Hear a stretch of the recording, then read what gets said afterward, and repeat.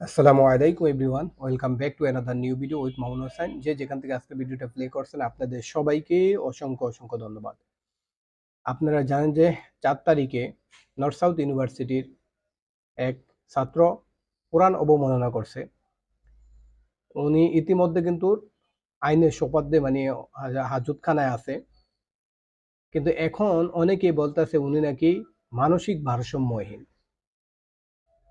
মানসিক ভারসাম্যহীন যদি সে হয়ে থাকে তাহলে সে ভার্সিটিতে কি করে? সে তো থাকবে পাবনা। পাবনা মানসিক ভারসাম্যহীন মানে মেন্টাল হসপিটালে থাকবে। সে ভার্সিটিতে পড়ালেখা করে কিভাবে? সে তো মানসিক ভারসাম্যহীন, সে ভার্সিটিতে থাকতে পারে না। অনেকে বলে সে ড্রাগ অ্যাডিক্ট, হ্যাঁ মানে অনেক ড্রাগ করতে করতে হয় সে মানসিক ভারসাম্যহীন হয়ে গেছে। তাহলে আমার কথা হইলো, সে যদি মানসিক ভারসাম্যহীন হয় তাহলে সে নর্থ সাউথ ইউনিভার্সিটির মতো এখানে একটা ইউনিভার্সিটিতে সে কিভাবে থাকে? সে তো থাকবে পাবনাতে বা হসপিটালে। হ্যাঁ, এই যে আজারি সাহেব, উনি একটা পোস্টে বলছে যে মানসিক ভারসাম্যহীন হলে অপূর্ব হাসপাতালে যাবে, বিশ্ববিদ্যালয় কেন? এটা শুধু ওনার একার না, এটা সবার কথা। আবার আবু তোয়া আদনান তিনি বলেন মানসিকভাবে অসুস্থ ছেলেগুলো কখনো গীতা পড়ায় না, বেদ পড়ায় না, বাইবেল পড়ায় না, ত্রিপিটক পড়ায় না, শুধু কোরআনেই পড়ায়। উনি মানে ওনার যদি মানসিক ভারসাম্যহীন হয় তাহলে উনি কোরআনকে পড়াবে কেন?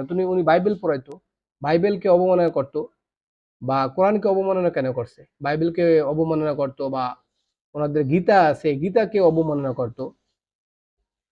এই যে আবু তোয়া আদনান সাহেব আরো বলছে, দেখেন, শুনো হে সুশীল নামধারী মুসলিমরা, 1400 বছরে কেউ কোরআন শেষ করতে পারেনি, ভবিষ্যতেও পারবে না ইনশাআল্লাহ।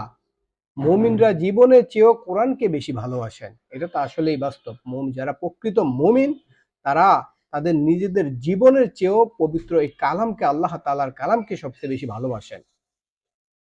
আমার কথা হলো, সে যদি মানসিক ভারসাম্যহীন হয়েই থাকে তাহলে তাকে তো নর্থ সাউথ ইউনিভার্সিটির মতো এমন একটা ইউনিভার্সিটিতে রাখার দরকার নাই, তাকে হসপিটালে ভর্তি করাবে, মেন্টাল হসপিটালে নিবে, পাবনাতে নিবে, সমস্যা কি? আর সে যদি মানসিক ভারসাম্যহীন হয় তাহলে সে কোরআনকে কেন অবমাননা করবে? সে তার গীতা আছে, বাইবেল আছে, এটা আছে, ওইটা আছে, ওইটাকে অবমাননা করতো।